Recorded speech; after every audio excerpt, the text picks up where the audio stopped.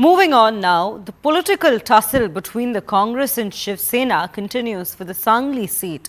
Now, this is from the state of Maharashtra, wherein the MIFT state Congress leaders had given options to have a friendly fight against the Shiv Sena Uddhav Balasaheb Thackeray in Sangli and Mumbai South Central.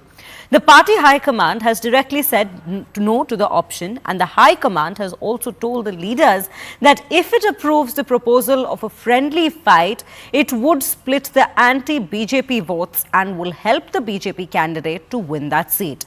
Meanwhile, war of words continue between the Congress and the Shiv Sena. MP Arvind Sawant has said, and I quote, Congress is creating so much chaos on Sangli seat of Western Maharashtra, whereas the party has been given seats in Kolhapur and Satara.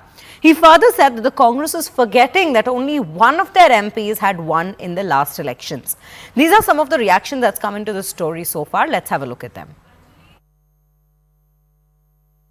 Sangli की seat को लेकर जो है काफ़ी घमासान हो रहा है। कांग्रेस का यही कहना है कि ये सीट किसी भी हाल में हमको चाहिए और 31 तारीख को जो इंडिया अलायंस की मीटिंग होगी उसमें भी ये मुद्दा उठाने वाले हैं।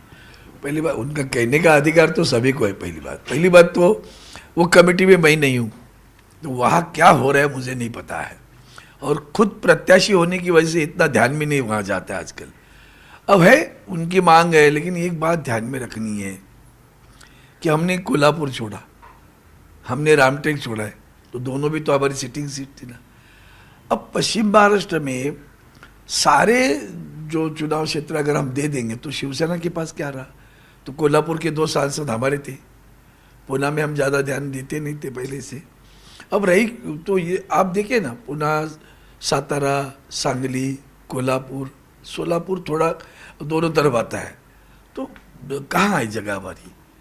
तो एक जगह चाहिए, तो उसको वहाँ हमारे एक अच्छा पहलवान हमारे साथ आए हैं, तो बोला होगा, उसमें से उन्होंने माना होगा। अब वहाँ के कार्यकर्ताओं की भावना होगी, नेचुरल है, तो ठीक है। ऊपर जो हमारी बुजुर्ग वहाँ बैठे, वो निश्चित रूप से इसका निराकरण करेंगे, कोई चिंता नहीं रहेगी ज़्यादा। कांग्रेस का तो ये भी कहना है कि दक्षिण मध्य मुंबई जो सीट जिसपे अनिल देसाई का नाम अनाउंस किया है, वो सीट भी वो मांग रहे हैं। अभी ऐसे तो पूरे 48 मांग लो, फिर पुराना नहीं भूलना चाहिए ना। पिछले लोकसभा में इतनी बड़ी महाराष्ट्र से कांग्रेस का एक सांसद था, वो न्यू भी मत भूलो, वो न्यू ध्यान में रखना है। और सबसे बड़ा ध्यान में रखना है, अगर इनको पराजित करना है, संविधान की रक्षा करना है, जनतंत्र की रक्षा करना है, इनको पराजित करना है, तो थोड़ा सा एक पैर पीछे, एक आगे, एक कदम आगे, एक कदम पीछे। वर्षा कब तक फॉर्मूला तय हो जाएगा, क्योंकि अभी तक जो है सीटों का ऐलान भी नहीं हुआ है? बिल्कुल, मुझे लगता है लास्ट प्रोसेस में है, और वैसे भी जो बाद के टप्पे के इलेक्शन है उसकी चर्चाएं बाकी है, और कुछ जगह पे मुझे लगता है ऑलरेडी क्लियर पिक्चर हो गया है। कुछ जगह पे जैसे हमको लगता है कि जहाँ हम स्ट्रांग है वहाँ पे हम कह रहे हैं हमारे पक्षश्रेष्ठी को कि जैसे मुंबई की बात करें तो हमें भी आधी हिस्सेदारी मिलनी चाहिए, और हमारी भूमिका हमने कांग्रेस के जो पक्षश्रेष्ठी हमारे उनके सामने रख दी है, और उनको कहा है कि जो निर्णय आपका होगा वो कार्यकर्ता करके हम एक्सेप्ट करेंगे, लेकिन संगठन का सभी का कहना ये है कि हमको आधी भागीदारी मिलनी चाहिए।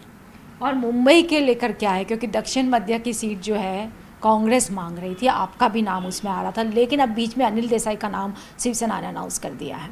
देखिए, हम सबका उद्देश्य एक है, इंडिया अलायंस बनी इसलिए है कि इस देश का संविधान और इस देश की लोकशाही हमको बरकरार रखनी है और उसको हम आगे लेके जाना है। आज एक तरफ हुकुमशाही है, हिटलरशाही है, और उससे हमारी लड़ाई है। धनशक्ति के सामने जनशक्ति की लड़ाई हम लड़ रहे, तो हमारी सोच एक है, और इसीलिए हम चाहते हैं कि हम सब लोग साथ में मिलकर लड़ें और ये अलायंस जीते। उसमें जैसा मैंने कहा कि हमारी ये भी इच्छा है कि जहाँ जिसकी विनिंग सीट हो सकती है वहाँ पे उसने लड़ना चाहिए, और इसीलिए हमारी ये कहना था कि हम 3 सीटों के ऊपर बहुत स्ट्रांग है, जहाँ पे हम लड़ सकते हैं, जहाँ पे हमारे पास कैंडिडेट है। मेरे पिता वहाँ से 2 बार MP रहे हैं, उससे पहले MLA भी रहे हैं। मैं भी 4 बार की उसी विभाग से जो है वो MLA हूँ। सबकी इच्छा है कि इस बार आप खड़े रहिए, और मैं अपने ही सबको कहने के ऊपर हमने भी अपना जो है वो मन बना लिया था, लेकिन आखिर में जाके हम पार्टी के कार्यकर्ता। जिस तरह से हमारे महाविकास आघाड़ी के दल शिवसेना ने या पवार साहब की राष्ट्रवादी ने जिस तरह से हठधर्मी दिखाई है, और उससे कांग्रेस का कार्यकर्ता और कांग्रेस के महाराष्ट्र के सभी नेता नाराज हैं। अब हम लोग ये सोच रहे हैं कि जो हमारी परंपरागत सीट है, चाहे वो सांगली हो, भिवंडी हो, उत्तर मध्य मुंबई हो, उत्तर पश्चिम, ऐसी जो 5-6 सीटें हमारी हैं, उन सीटों पर हम लोग क्यों ना फ्रेंडली फाइट करें, दोस्ताना तरीके से चुनाव लड़ें। जैसे कि पंजाब में केजरीवाल जी के साथ हम लोग चुनाव लड़ रहे हैं, दिल्ली में हमारा उनके साथ गठबंधन है, पंजाब में एक सीट में गठबंधन है, बाकी सीटों पे हम फ्रेंडली फाइट कर रहे हैं। तो हम मुंबई और महाराष्ट्र में भी फ्रेंडली फाइट करने की हमारी तैयारी है। I don't know what third front is. We have tried to bring Prakash Ambedkar's party within the AVA fold. We had many rounds of discussions.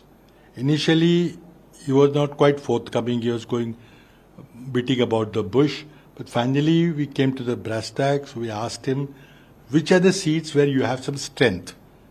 Because it is not only to increase the number of each party, it is to win. So where you can win positively, you think you can win positively, you will consider whether we can concede that seat to you.